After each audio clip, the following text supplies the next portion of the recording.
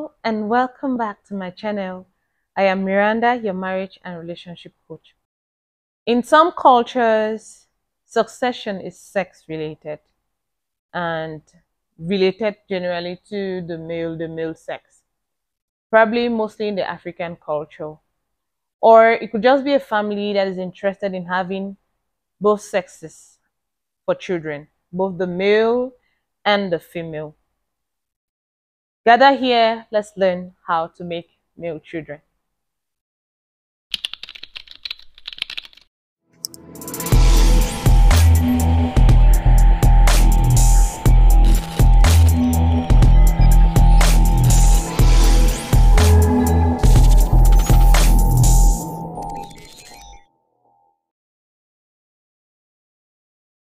Welcome back.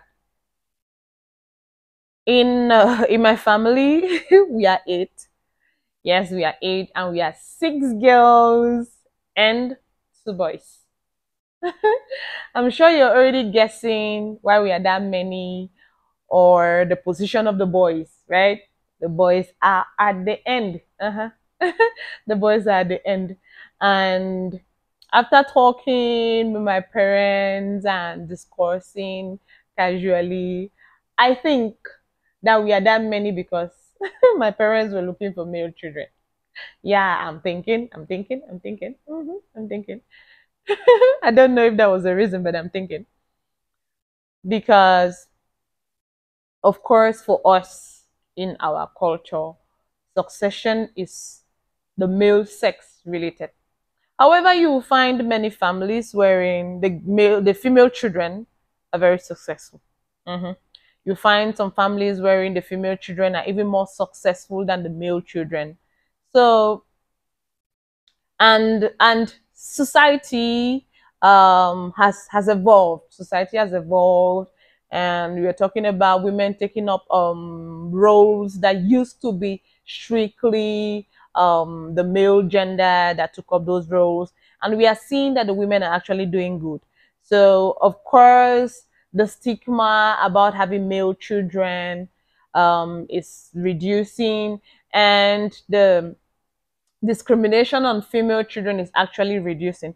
However, it's just okay for a family to want to have a male child as well as have a female child. So that's okay.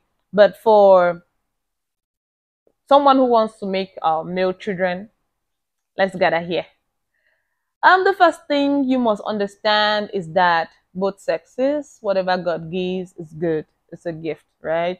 I already mentioned that sometimes some female children could be even more successful than the male children. Um, Sometimes it may turn out that a female child is the one who is actually picking up the values, picking up responsibility, and of course, the person who is seemingly more responsible, more able to gather people should be the one who should, of course, succeed the parents, because the person has more capacity to gather the family together. It's a gift, and we should be thankful of that. Some other families don't have children, so if God has given you children, whether they be just males or they be just females, you should be thankful. You should be grateful to God for that. The second thing you must understand is that the man is responsible for the sex of the child. The man is responsible for the sex of the child because it is the man who has two different chromosomes. He has the X and the Y chromosome, whereas the woman has only the X and X chromosomes. And the X and X is for female, X and Y is the male. So depending on the chromosome, depending on the sperm, whether it's the male sperm or the female that mates with the egg of the woman, that is how she will either produce a female child or a male child. So the man is responsible for the sex of the child. However, there are a few things we can do as a woman. In fact, there's just one thing as a woman that you can do to be able to influence the sex of your child. It is following your cycle. It's following your cycle. Now, biologically, the male sperm runs quickly, faster. So when you copulate with your husband, when you have sex with your husband, the male sperm is the sperm that goes ahead. He runs faster. So it means that if the male sperm meets the egg already available, then it will be the male sperm that will fertilize the egg. And when the male sperm fertilizes the egg, of course, you're looking forward to having a male child.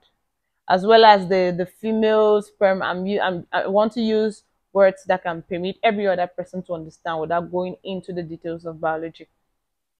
The female sperm, in case if it's a female sperm that meets with the egg, you're ready for a female child. Now, the cycle of the woman is that you have a period for menstruation, and then you have a period wherein you ovulate, and then you have a period wherein you menstruate again. I do not want to go into the various other details. So you menstruate, you ovulate, you menstruate again later. So that's how it goes. So they say menstruation is actually the release of a disappointed uterus, because there are other periods the in between, because in between you have when the walls of the uterine walls builds up again, getting ready to have a fertilized egg, and then when the egg is not fertilized, it now empties itself through menstruation.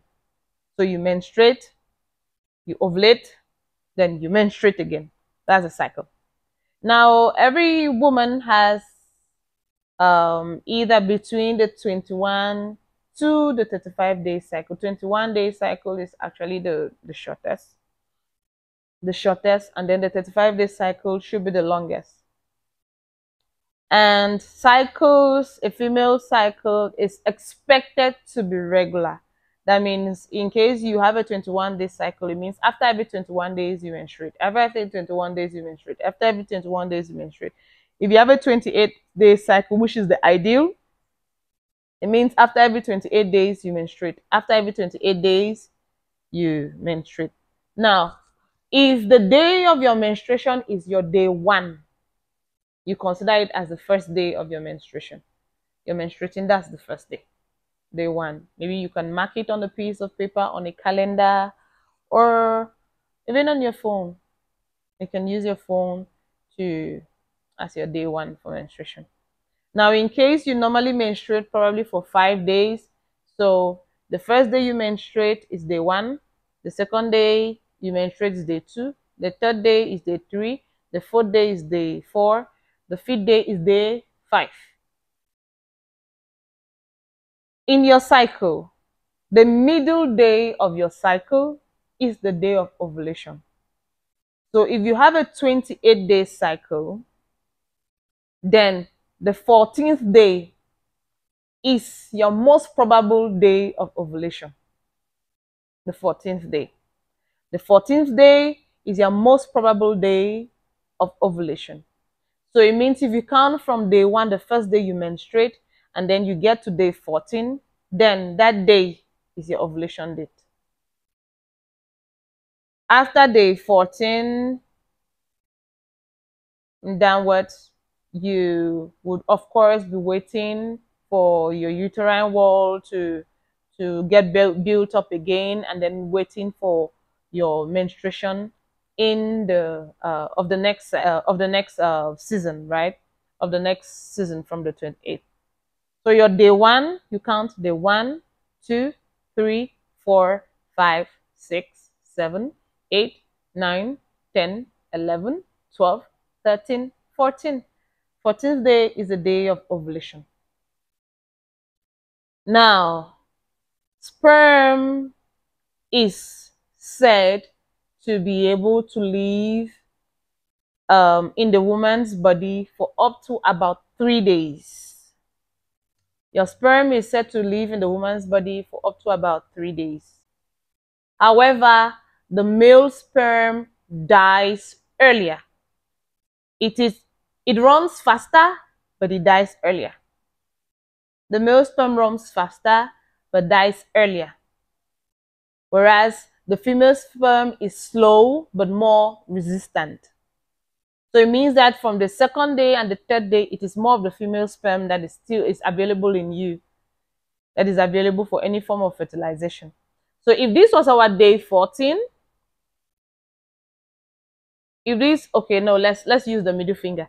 If this was our day 14, it means that before day 14, 2 days before day 14, it means day 12, day 13, and this is your day 14, right? This is day 14. So Tuesday, day 12, day 13, day 14, day 15, and day 16. Now this is the period you called the unsafe period. Of course, it means that in case you have sex during this period, you will get pregnant. You may get pregnant. You most probably will get pregnant. Yes, it's not very absolute. So it means that if you have sex here on day 12, the sperm will of course stay in you without the egg, waiting for the egg. Because it's the ovulation, that's when the egg is released. So the sperm will stay in you 1 day, 2 days, and of course, if it has resisted up to the third day, then what kind of sperm has resisted up to the third day? The female sperm, of course. So the female sperm will be the one who will resist up to the third day. So in case the sperm is still resistant enough and it's still in you, then you will have the female sperm fertilize your egg. So you should be getting ready for a female child. I will take that over again. Day 12, day 13, day 14, when is the day, which is the day of your ovulation. So if you have sex before, that is day 12, day 13, before the day of ovulation, the sperm that will be able to resist will be the female sperm that will resist. So it means that most probably the sperm that will fertilize your egg will be a female sperm. So you're getting ready for a female child. Now, if you have sex on your day 14 itself, when you're releasing the egg, or maybe 1 day later when you have released the egg, because let's say if you ovulate today, the egg is still probably very available for fertilization, maybe up to the second day after ovulation, before it is released through discharges. So on your 14th day, if you have contact with your husband on the 14th day, what happens? If you have sex with your partner on the 14th day, what happens? Since the male sperm is the one that is very, very agile, that runs faster, so it means that the male sperm will get to the egg first before the female sperms come. And in fertilization, it's only one sperm that can fertilize an egg, not many, just one. So it means that it will be the male sperm that will fertilize your egg. So for you to be able to influence you having a male child, you should copulate on the day of your ovulation, or at least 1 day after your ovulation. So copulate on the 14th day or on the 15th day. I will take that over again. On the 14th day, you release the egg. On the 15th and probably the 16th day, the egg is still available for any form of fertilization. So if you copulate on the 14th day, we already mentioned that the male sperm is the one that runs faster. So it means the male sperm will get to the egg first and fertilize it. And then you would probably have a male child. So if you follow your cycle, if you want to have a male child, copulate with your husband, copulate with your partner on your 14th day or on your day of ovulation. Oh, I'm using 14th because I started with the 28th day cycle. I said the middle day is the ovulation day. So that means that if you have a short cycle like a 21-day cycle, you should divide 21 by 2 to have your middle day. If you have a long cycle like a 35-day cycle, divide your 35 by 2 and get your middle day. So you put 2 days before and 2 days after. That is your unsafe period. And between that period, you could possibly get pregnant. If you want a girl child, copulate before the day of ovulation. And if you want yes, copulate before ovulation. But if you want a male child, copulate on ovulation day or at least 1 day after ovulation. Hope you learned something. Hope this influences the sex of your child. Please, if you love this video, leave us a comment and subscribe to our channel. Please don't forget to share this to other ladies who want male or who want to influence the sex of their children. See you in our next video. Bye bye.